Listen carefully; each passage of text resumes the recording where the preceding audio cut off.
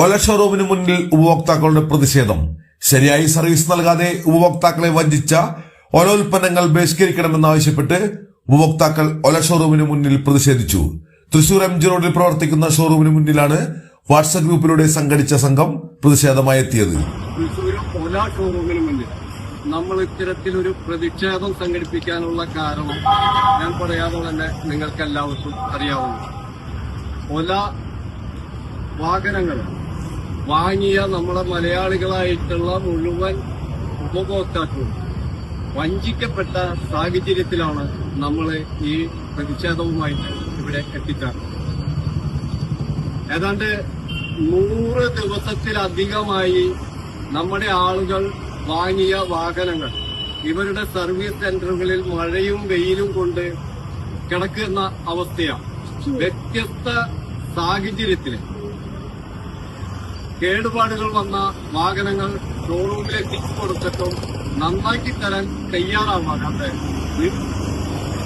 ഉപഭോക്താക്കളോട് നിഷേധാത്മകമായ നിലപാടുകൾ സ്വീകരിച്ചുകൊണ്ട് അവരെ വെല്ലുവിളിക്കുന്ന നിലപാടുകൾ സ്വീകരിച്ചുകൊണ്ടാണ് ഓല മുന്നോട്ട് പോകുന്നത്. ഈ ഓലയുടെ ഉൽപ്പന്നങ്ങൾ വാങ്ങിയ ഉപഭോക്താക്കൾ നിരവധി ആളുകൾ ഇതുപോലെയുള്ള പ്രശ്നങ്ങൾ നേരിട്ടുകൊണ്ടിരിക്കുന്നവരാണ്. അവരാരും ഒരു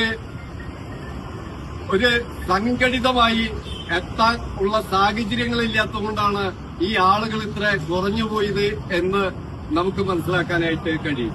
ഇനി കേരളത്തില് ഇതൊരു തുടക്കമാണ്.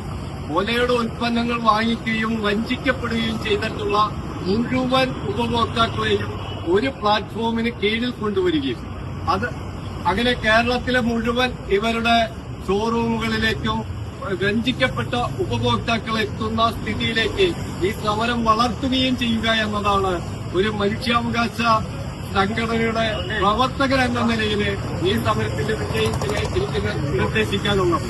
ഈ സാഹചര്യത്തില് നമ്മള് ഈ പ്രതിഷേധം ഇവിടുത്തെ ജീവനക്കാർ സ്വീകരിക്കുകയും അവർ ഇതിന്റെ മുകളിലെ ആളുകളൊക്കെ ആയിട്ട് സംസാരിക്കുകയും ചെയ്തു എന്ന് പറയുന്നുണ്ട്.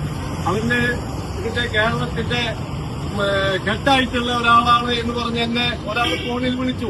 ഞാനതൊന്നും വിശ്വാസത്തിനെടുക്കുന്നില്ല. അദ്ദേഹം എന്നോട് പറഞ്ഞത് ഈ നമ്മൾ സർവീസിന് കൊടുത്തിട്ടുള്ള വാഹനങ്ങൾ ഏതാനും ദിവസങ്ങൾക്കുള്ളിൽ നന്നാക്കി തരാനുള്ള നടപടി സ്വീകരിക്കുന്നു. അതുകൊണ്ട് നമ്മൾ സമാധാനപരമായി ഒരു ഒത്തുതീർപ്പിന് വിധേയരാവണമെന്നും ആവശ്യപ്പെട്ടിരിക്കുകയാണ്. ആ അഭ്യർത്ഥന മാനിച്ചുകൊണ്ട് മനുഷ്യത്വപരമായി നമ്മളിപ്പോൾ പിരിഞ്ഞു പോവുകയാണ്. എന്നുവെച്ച് ഇദ്ദേഹം പറഞ്ഞ വാക്കുകളിൽ നിന്ന് ഇദ്ദേഹം പറഞ്ഞ